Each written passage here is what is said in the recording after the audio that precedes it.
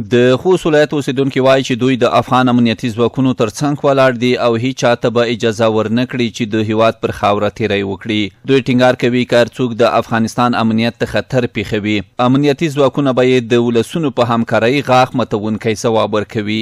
د خوستي ولسونو په وینا دا هیواد د قربانیو په قیمت ترلاسه شوی او هیڅکله به اجازه ورنه کړي چې یو څوک یې لاسته راوړنې له منځه یوسي. چې په افغانستان ته ډېر خلک کاپیر افغانستان ته راغلل، خو موږ پاتې کې خپل غوښتنه ځواب ورکړی ده او موږ چې مودې په شکړې دي تم بولم دي دغه نه دوله چې کوم خلک په بیم لګيږي دلته بمبارای کی موږ هر وخت پر دغه مقابله تیاری او تیار بشي ان شاء الله تیاری. خوستي ولسونه د ملي امنیتي بنسټونو هڅې ستایي او وایي چې هیواد ساتنه یوازې د دولت مسؤلیت نه بلکې ولسونه هم باید خپله ونډه پکې ادا کړي. هغوی ژمنه تازه کوي چې د ملي یووالي، خپلواکۍ او امنیت ساتنې لپاره به د خپلو امنیتي سرتیرو سره اوږه په اوږه ولاړ وي.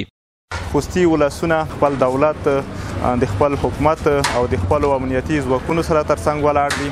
هر ډول چې خپل امنیتي ځواکونه د افغان ولس وینې ته، وجود ته، امکاناتو ته د دوی ضرورت شي، موږ به د سر په قربانۍ د دوی ترڅنګ ولاړو او د خپل امنیتي ځواکونو ملاتړ وکړو. افغان ولسونه او افغان دولت د همیش د ګاونډیو سره ښو اړیکو او ښه ګاونډیتوب ته ژمن دي. خو دا چې د ګاونډیو لخوا همیش زموږ په کورنیو چارو کې لاسوهنه کیږي، همیش زموږ تمامیت ارضي تر سوال لاندې راوستی دی.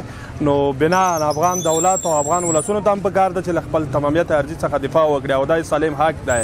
افغان دولت له خپلو سرحدونو څخه په مېړانه دفاع وکړه او مقابل جانب ته غږ ماتونکی جواب ورکړو. افغان ولسونه ټول دوی سره اوږه په اوږه ولاړ دي. موږ قوي مورال، قوي ایمان او لوړ عزم لرو او انشاءالله هیڅوک به پرې نږدو چې زموږ داخلي چارو کې او زموږ تمامیت ارضي تر سوال لاندې راولي. خپل امنیتي او دفاعي ځواکونه په دې برخه کې د هغوی ملاتړ کوو او همیش به د هغوی سره اوږه په اوږه ولاړو.